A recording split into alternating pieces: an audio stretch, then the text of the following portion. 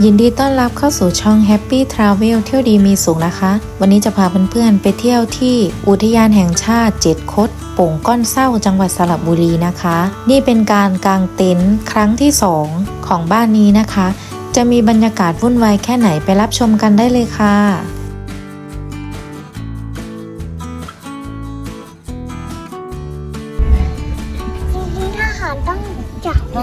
ต้องจับใครคะต้องจับโจร อ๋อทหารต้องจับโจรเราเป็นโจรไหมคะ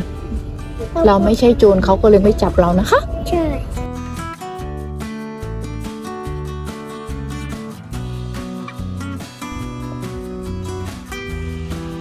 ห้ามตรง เขาเต็มกราฟเลย อุ้ยคนมาตั้งเยอะ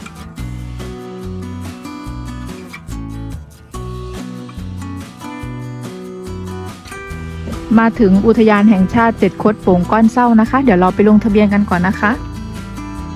ค่ากางเต็นท์แล้วแต่จะบริจาคนะคะส่วนค่าเข้าไม่มีค่ะเข้าได้ฟรีนะคะวันหยุดยาวคนเยอะมาก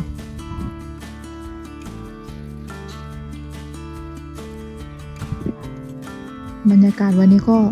ไม่ค่อยมีแดดลมพัดมาเย็นๆสบายดีมากเลยค่ะ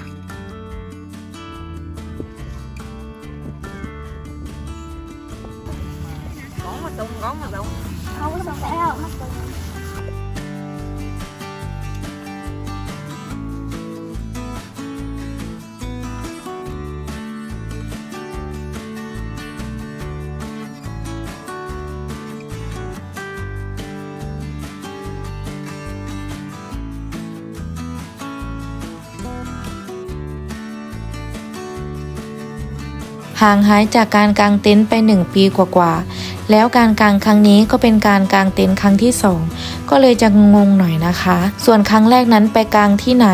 ถ้าเพื่อนๆยังไม่เคยดูเดี๋ยวจะขึ้นคลิปไว้ให้นะคะกดดูได้เลยค่ะ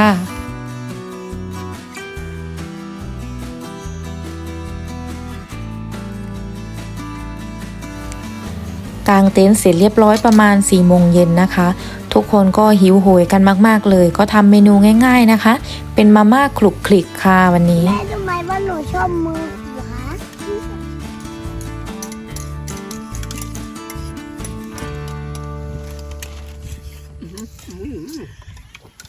อันนั้นมันมือซ้ายเด่นคนอื่นๆกินเสร็จแล้วเขาก็ไปเดินเล่นย่อยอาหารกันนะคะส่วนแม่นั้นขอกินแบบชิลๆไม่รีบร้อนเพราะบรรยากาศตรงหน้ามันสวยงามมากๆเลยค่ะเพื่อนๆ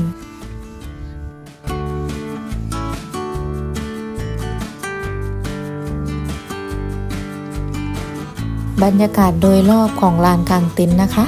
วันนี้มีหลายบ้านมากๆเลยค่ะเดี๋ยวไปดูบ้านเรานะคะว่าเป็นยังไงบ้างบ้านเราก็จะมีเต็นท์ใหญ่4 คนพ่อแม่ลูกนะคะแล้วก็เต็นท์เล็กของหลานๆ2 คนแล้วก็หน้าบ้านก็จัดชุดโต๊ะนั่งกินข้าวนะคะในบ้านเราก็ประมาณนี้ต่อไปจะพาเพื่อนๆไปเดินเล่นชมวิวบริเวณสันอ่างเก็บน้ำนะคะเป็นบรรยากาศที่ดีมากๆเพราะว่าตอนนี้5 โมงเย็นกว่าๆแต่ถ่ายรูปออกมาก็ยังแสงสวยชัดแจ๋วอยู่เลยนะคะไม่มีแดดแล้วนะคะแต่ถ่ายรูปก็ยังสวยอยู่บรรยากาศดีมากเลยค่ะเพื่อนๆมองไปเห็นเหมือนเป็นชุมชนอะไรสักอย่างนะคะเต็นท์เราอยู่ตรงนี้นะคะอยู่ตรงกลางเลยมองไปเห็นชัดแจ๋วนะคะรายล้อมไปด้วยเพื่อนบ้านอีกหลายหลังขอเดาว่าทุกคนก็มาพักผ่อนเพื่อรับพลังงานดีๆจากธรรมชาติเนาะจะได้มีแรงไปสู้งานสู้การกันต่อค่ะ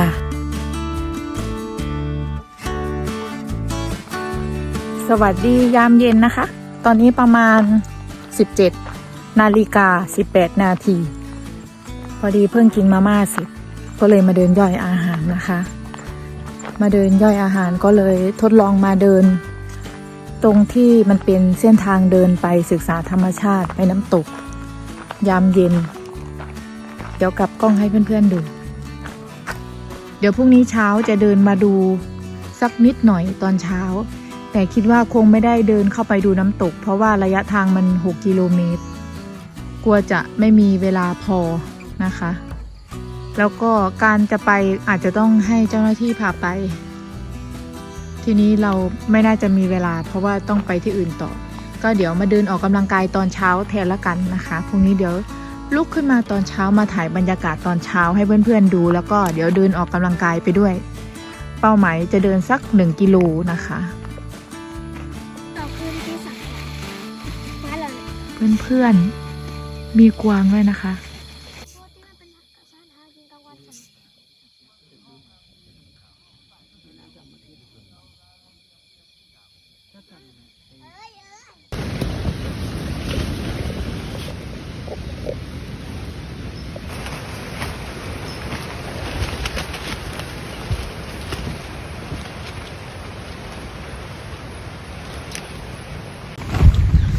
นักท่องเที่ยวกลายเป็นผู้ประสบภัยนะคะ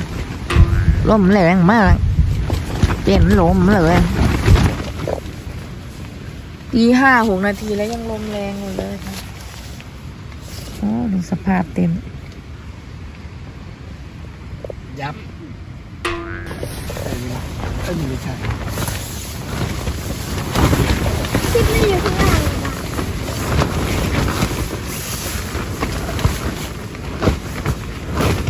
เสียงลมนะคะโอ้ยตั้งแต่ยังไม่4 ทุ่มลมตี 5แล้วยังไม่เลิกลมอีก 2 ชั่วโมงกว่าลมเริ่มมาแล้ว ตี 5:43แล้วนะคะโอ้ยังลมอยู่เลย ตัดสินใจไปเอาทาร์ปที่คุณกำลังเต็นท์ให้มันเหลือแต่เต็นท์ตัวเต็นท์เปล่าๆแล้วก็คือให้ลมมันเข้าทุกรูมันจะได้ไม่มีแรงต้านจากทาร์ปมาก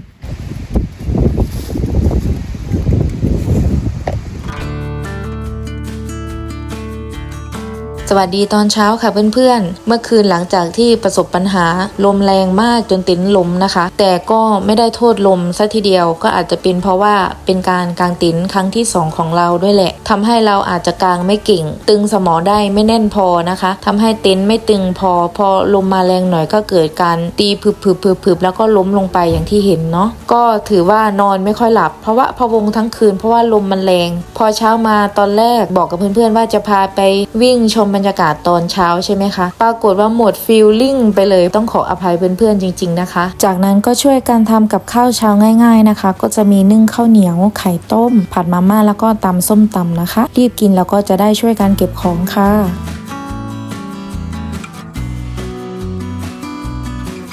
ถึงแม้ว่าทริปนี้จะเจอลมแรงโดยที่เราไม่ได้คาดคิดไว้แต่เราก็ยังอยู่ตรงนี้ยังหายใจอยู่ยังได้รับรู้ว่าทุกสิ่งล้วนไม่เที่ยงไม่ราบเรียบเสมอไปมีทั้งวันที่สงบและวันที่หวั่นไหวแค่นาทีนี้เราได้รับรู้ถึงอากาศบริสุทธิ์รอบตัวแค่นี้ก็เพียงพอแล้วขอขอบคุณธรรมชาติที่ได้อบกอดเราไว้ในวันนี้สำหรับวันนี้ก็คงต้องขอจบคลิปไว้เพียงเท่านี้นะคะขอบคุณเพื่อนๆทุกคนที่เข้ามารับดูรับชมเป็นกำลังใจให้กันนะคะแล้วพบกันใหม่ในครั้งหน้าสำหรับวันนี้สวัสดีค่ะ